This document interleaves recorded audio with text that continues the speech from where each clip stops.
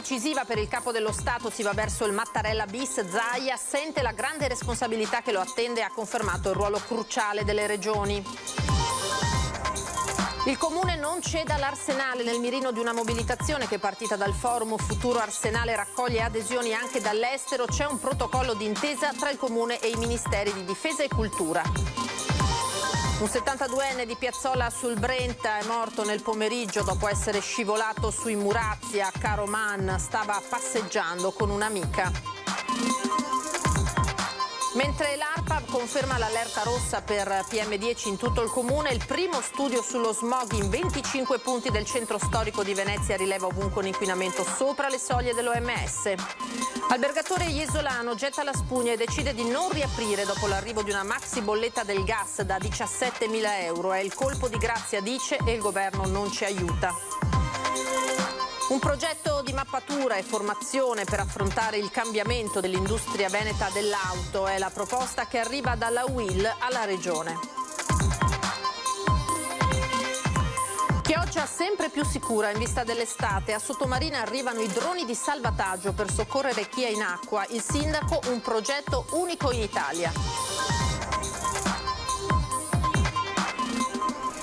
Buonasera, ben ritrovati in diretta con l'edizione di Venezia dei nostri telegiornali. E dunque in primo piano c'è la probabile, sempre più probabile rielezione del Presidente della Repubblica Sergio Mattarella al termine di una settimana a dir poco convulsa nel panorama politico italiano. La svolta stamane quando, grazie alla cruciale intermediazione del Premier Draghi, i leader delle principali forze politiche tranne Fratelli d'Italia, che ha continuato a votare Nordio, hanno optato per la soluzione Mattarella, una decisione che ha incassato la soddisfazione del Partito Democratico e ha invece scatenato la tempesta politica nel centrodestra, già minato dalla decisione di Forza Italia di decidere autonomamente dopo la proposta di ieri su Elisabetta Belloni. In particolare durissimo l'attacco di Giorgia Meloni a Matteo Salvini, la leader di Fratelli d'Italia ha parlato di scelta dettata da calcoli di opportunità e di un centrodestra che ora va rifondato. Tesissima anche la situazione all'interno del Carroccio, con Giorgetti che starebbe pensando alle dimissioni dal governo. A pesare sarebbe la mancata valorizzazione del suo ruolo nell'esecutivo da parte del partito e anche gli attacchi degli alleati. Salvini da par suo difende la sua strategia sul Colle dicendo: abbiamo fatto tutto il possibile, forse ho esagerato in lealtà e generosità. Tra le delegazioni al Colle anche quella delle regioni. Il governatore Zaia racconta, il presidente Mattarella ci ha detto che sente su di sé la grande responsabilità in questo momento e il gravoso impegno che lo attende. Ci ha accolto sottolineando ancora una volta il forte ruolo che hanno le regioni per il fondamentale lavoro svolto sui territori. Certo, ha confermato che aveva altri impegni, aveva appena finito il trasloco, ma se i grandi elettori chiamano, e così insomma è andata. Andiamo ora a quello che succede nelle nostre città, nei nostri territori. Parliamo di Venezia. Il Comune non ceda l'Arsenale nel mirino di una mobilitazione che è partita dal forum Futuro Arsenale, raccoglie adesioni anche dall'estero. C'è un protocollo d'intesa tra il Comune e i Ministeri di Difesa e Cultura. L'Arsenale è la memoria storica della potenza marittima, militare, industriale, navale e produttiva dello Stato Veneto, che il Comune di Venezia intenda restituire alla Marina e alla Biennale importanti spazi di sua proprietà, significa voler rinunciare a qualsiasi progetto di rilancio socio-economico della città. Nel mirino di una mobilitazione che partita dal forum Futuro Arsenale sta crescendo anche oltre i confini nazionali, c'è un protocollo d'intesa tra il Comune di Venezia e i Ministeri di Difesa e Cultura. Questo protocollo prevede di ritrasferire in proprietà alla Marina le cosiddette aree del Sinedie, cioè una serie di 7 tese lungo la darsena grande dell'Arsenale. La parte che riesce a recuperare è un pezzo di strada al Campagna e l'edificio a fianco e viene consegnato tout court con una concessione alla Biennale in cambio soltanto dell'utilizzazione per 15 giorni di un piccolo spazio della darsena grande per poter fare il salone nautico, che è quello a cui tiene il sindaco di Venezia. Su questi 48 ettari, che rappresentano circa un sesto di Venezia, per secoli è stata attiva una delle industrie più all'avanguardia del mondo, dove lavoravano fino a 60.000 uomini e personalità del calibro di Leonardo da Vinci e Galileo Galilei. Il forum Futuro Arsenale ha proposto parecchi suoi utilizzi.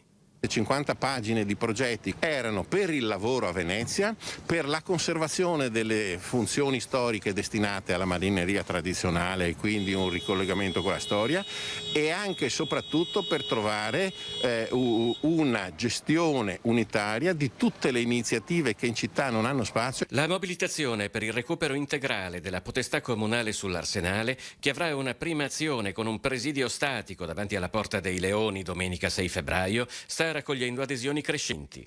I musei marittimi del Mediterraneo, le associazioni di Milano, di Genova, di Roma, chi si occupa di archeologia industriale, le università e diversi docenti università, i membri della cultura che vanno dall'Inghilterra alla Spagna alla Francia, sono esterrefatti di come mai in tutto il mondo gli arsenali vengono valorizzati per la loro funzione e invece questo il Comune se ne spoglia per riconsegnarlo.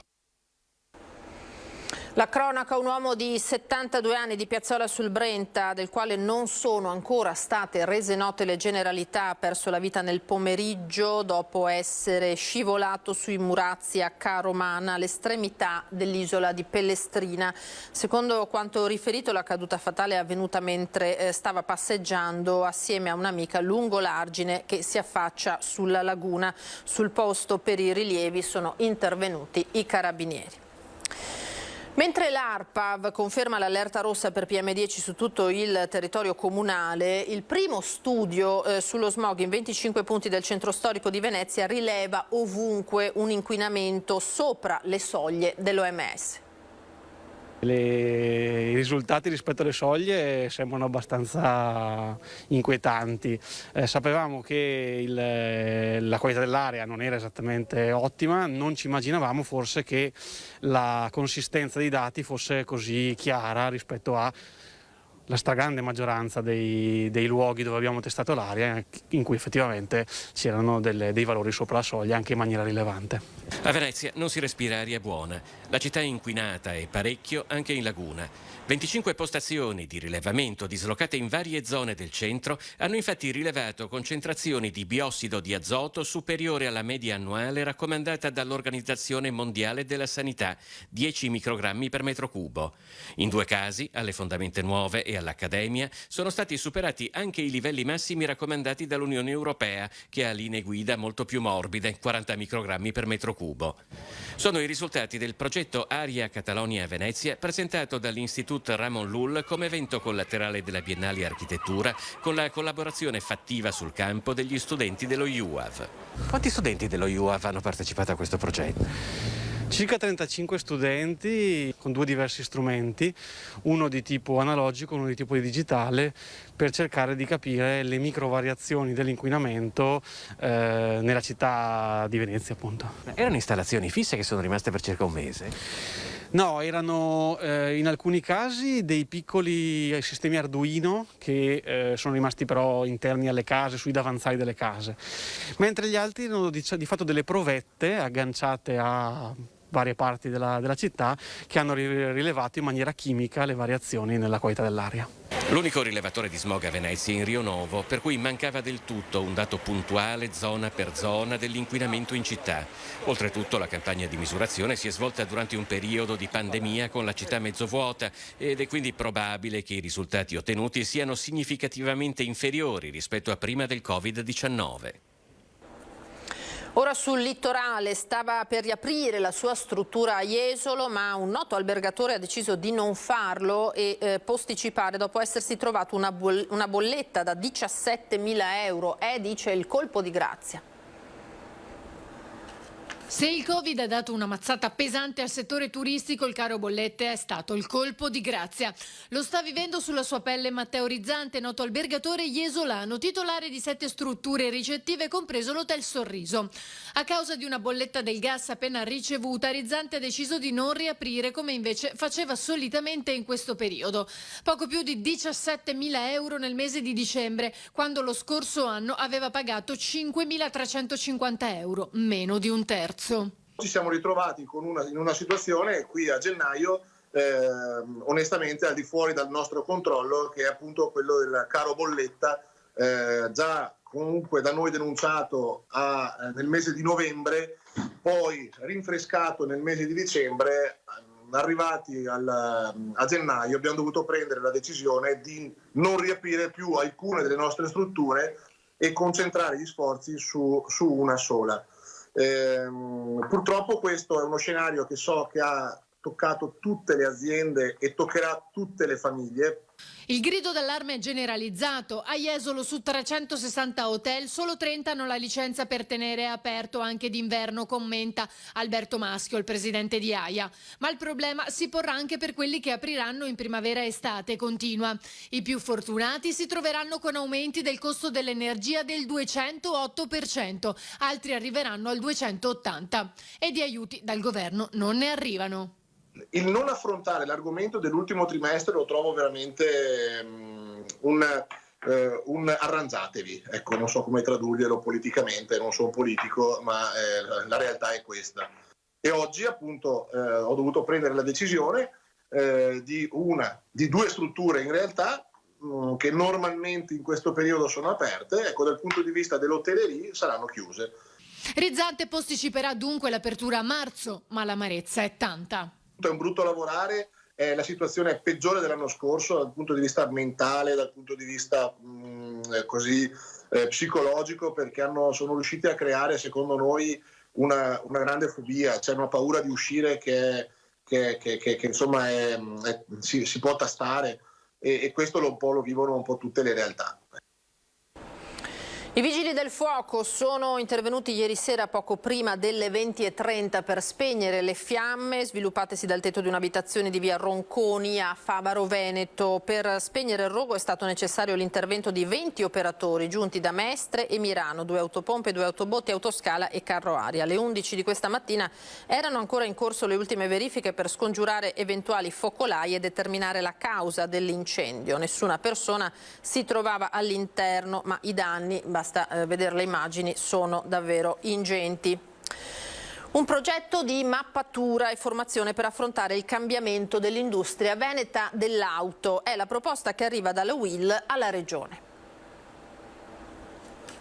Alla vigilia dell'insediamento del tavolo di partenariato voluto dalla Regione per l'attuazione del PNRR, il segretario della UIL esprime preoccupazione a partire dal settore automobilistico. Oltre 180 aziende, oltre 10.000 lavoratori occupati. Questo significa che se non c'è una mappatura chiara nel capire esattamente dove andranno a finire queste aziende, rischieremo, come ho detto prima, di essere travolti da questo cambiamento. Il cambiamento va governato, bisogna avere il coraggio di fare una mappatura seria, capire quante sono le aziende esattamente, quali verranno investite da questo cambiamento e partire immediatamente con una formazione adeguata per cambiare le professionalità. Se noi aspettiamo ci troveremo impreparati e subiremo le conseguenze. Per evitare che questo accada, Toigo lancia una proposta perché non c'è tempo da perdere. È un tavolo che deve essere governato con la Regione, imprenditori, artigiani e le altre parti sociali. Tutti insieme, una struttura snella ma con degli obiettivi chiari. Il 2035 è vicino. Se noi non abbiamo quel piano necessario nell'utilizzo delle risorse, che non sono gratis ma sono un debito, significa che se non sono utilizzate per creare sviluppo è una rovina per questo Paese, è assolutamente indispensabile partire ora. Altrimenti non saremo pronti.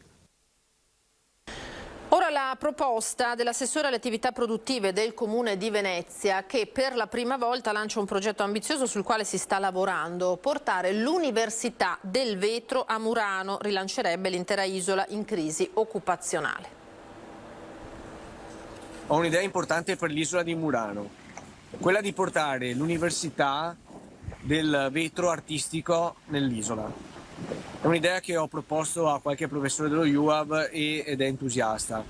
Andremo come idea a lavorare su 2 fronti. Il primo è sicuramente l'importanza di far capire al mondo che il vetro artistico è partito proprio da Murano, quindi l'arte che ormai è stata copiata in giro deve ritornare nell'isola come idea di partenza. L'Università di Venezia chiave di volta per rilanciare il vetro di Murano.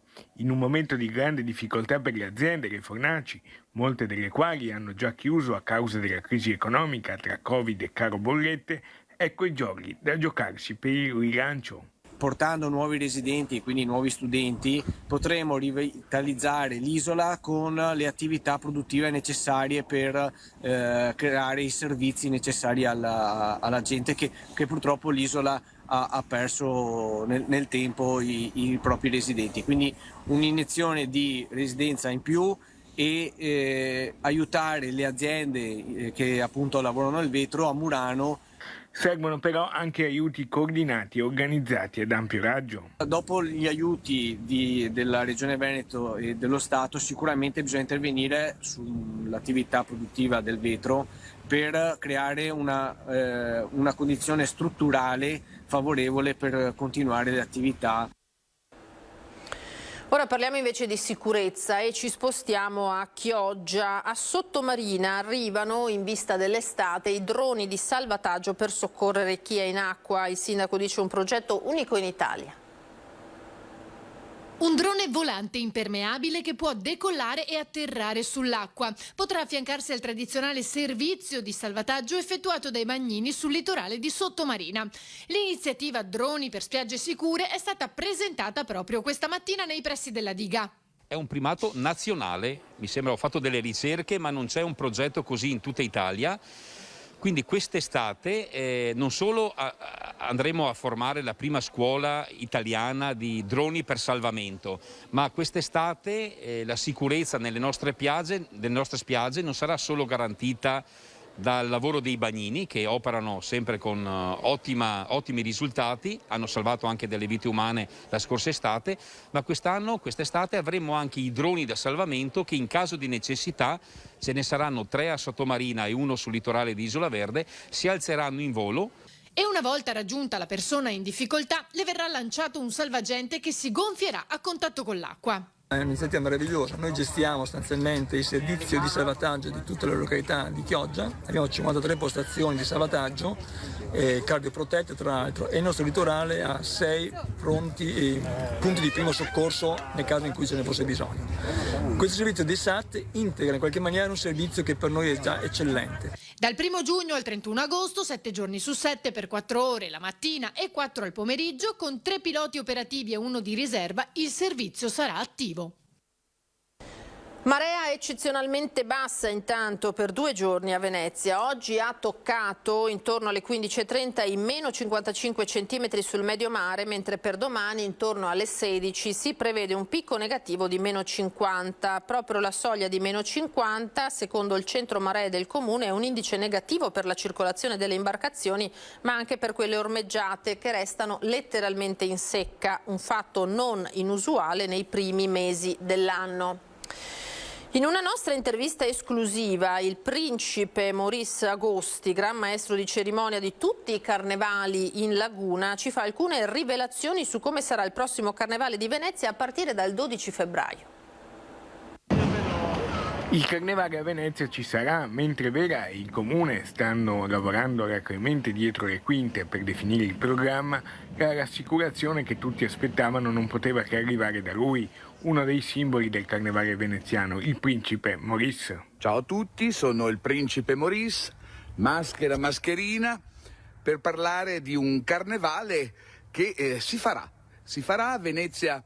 Si sta preparando, io sono un buon ritiro nella campagna trevigiana per cercare di interpretare al meglio questo straordinario carnevale veramente della rinascita, un rinascimento, finalmente si farà in presenza, anche se ci sarà pure una parte in streaming che l'anno scorso aveva avuto un discreto successo. Ecco come si svolgerà la festa. Tutta la città sarà un gran teatro, a disposizione delle maschere che vorranno passeggiare e esibirsi e forse anche farsi documentare per partecipare magari in maniera virtuale al concorso. Le Marie ci saranno soprattutto le feste nei palazzi, contingentate, tutte controllate, in grande sicurezza ovviamente, a partire da quella del Casinò, il gala ufficiale a Cavendra Mincalergi, del quale sarò maestro di cerimonie. Confermato anche il corteo acqueo. La promessa è stata mantenuta, confidiamo che tutto possa procedere per il meglio e vi aspettiamo dal 12 dove ci sarà il consueto corteo acqueo di Cannaregio fatto in maniera estremamente filologica e sostanzialmente riservato ai veneziani, è un evento totalmente e assolutamente veneziano, e poi a partire dal 19 fino al 1 di marzo, dal 19 febbraio fino al 1 di marzo, tutta la città e i palazzi con le maschere stupende più che mai che ci verranno a trovare. In chiusura c'è lo sport, l'Umana Reyer attende la partita di domani contro Brescia al Palasport Taliercio col morale basso, credo sia una delle squadre nel miglior momento di forma e sta esprimendo una bella pallacanestro, il commento del coach orogranata Walter De Raffaele, in generale una squadra che sta attraversando un ottimo momento di forma, questi sono ingredienti per capire quanto questa partita possa essere impegnativa, ha detto ancora. Al di là di questo noi la affronteremo purtroppo nelle stesse condizioni con l'aggravante di Vitali fermo per il problema al ginocchio, ha concluso il coach, quindi staremo a vedere. Era l'ultima notizia per questa sera, tra poco l'edizione di Treviso come sempre, ora le previsioni del tempo per domani. Grazie e una buona serata.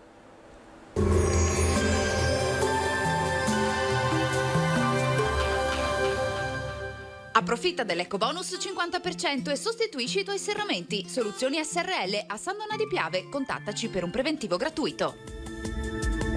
Benvenuti al Meteo.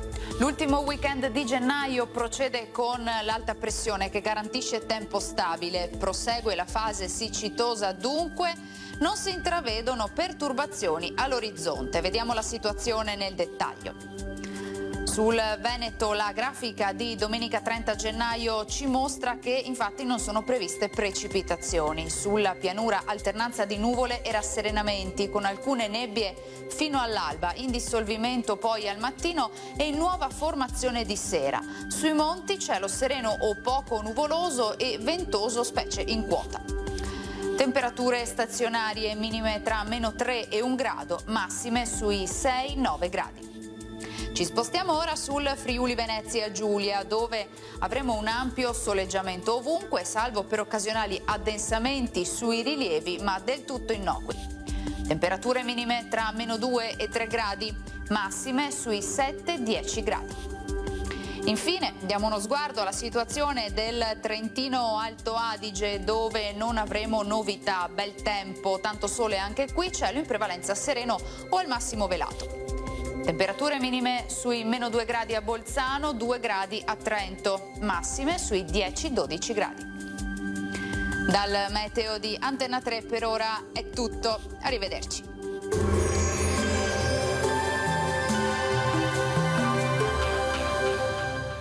Approfitta dell'ecobonus 50% e sostituisci i tuoi serramenti. Soluzioni SRL a San Donà di Piave. Contattaci per un preventivo gratuito.